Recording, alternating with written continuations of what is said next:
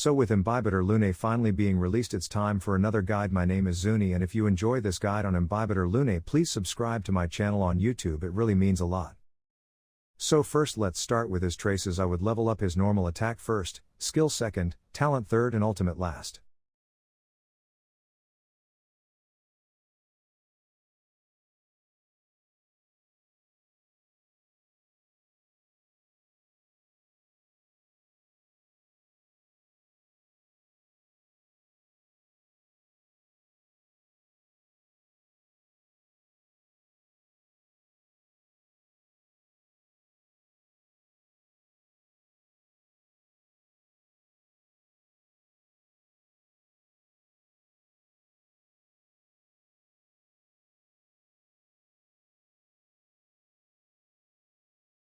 Now for his light cones. His best light cones are his signature light cone Brighter Than the Sun, which increases the wearer's crit rate by 18%, and when the wearer uses their basic attack they gain a stack of Dragon's Call for 2 turns, which increases their attack by 18% and energy regeneration by 6%. Other light cones that can be used are the Unreachable Sky, which increases the wearer's crit rate by 18% and max HP by 18%, and when the wearer is attacked their damage is increased by 24%, but this effect is removed once the wearer uses an attack.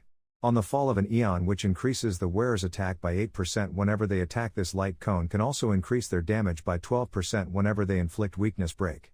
Something Irreplaceable, which increases the wearer's attack by 20% when the wearer defeats an enemy or is hit, immediately restores HP equal to 6% of the wearer's attack at the same time. The wearer's damage increases by 20% until the end of their next turn. Please keep in mind that this effect cannot stack and can only be triggered once per turn. Under the Blue Sky, which increases the wearer's attack by 16% and their crit rate by 12% for 3 turns once they defeat an enemy. A Secret Vow, which increases the wearer's damage by 20%. The wearer can also deal an extra 20% to enemies with a higher HP percentage than the wearer. And the only 3-star that works for him is Collapsing Sky. For Relics, his best set is going to be either 4-piece Wastelander of Banditry Desert or 4-piece Musketeer of Wild Weed, or mixing these pieces could work as well. And for planar ornaments, the best one in my opinion is Rudelin Arena.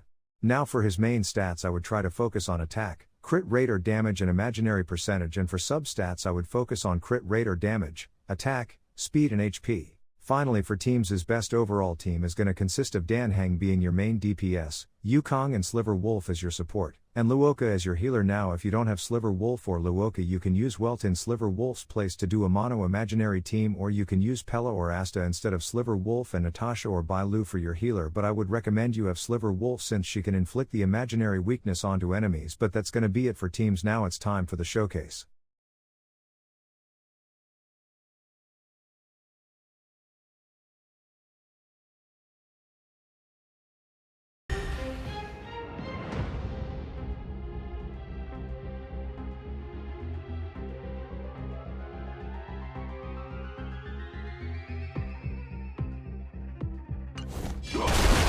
We're in trouble now.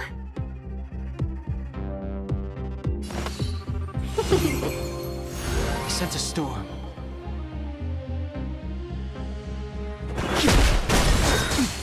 Mortality ends forever. Next time.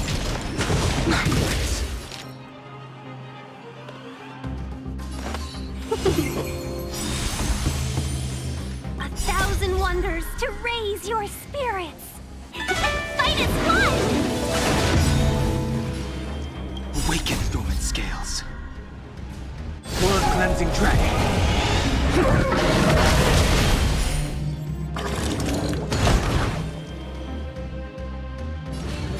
Heaven search.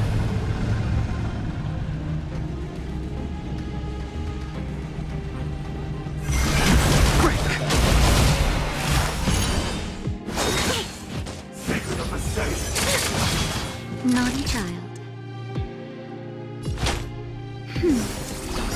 Better late than never. Welcome, customers.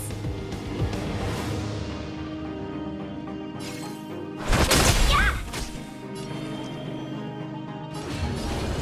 Heaven search. Rise!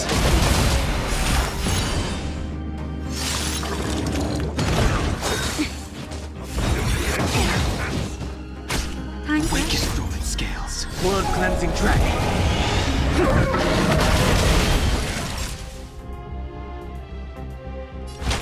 That's better. Do not fret.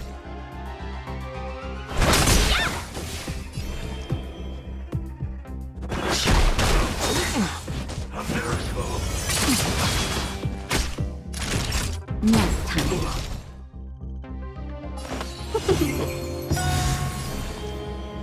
1,000 wonders to fight as one!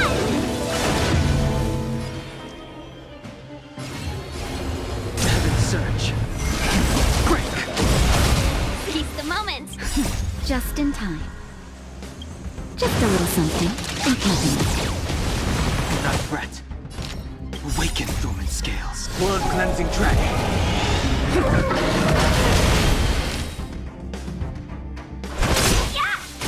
Naughty child. Oh, grace. The strength.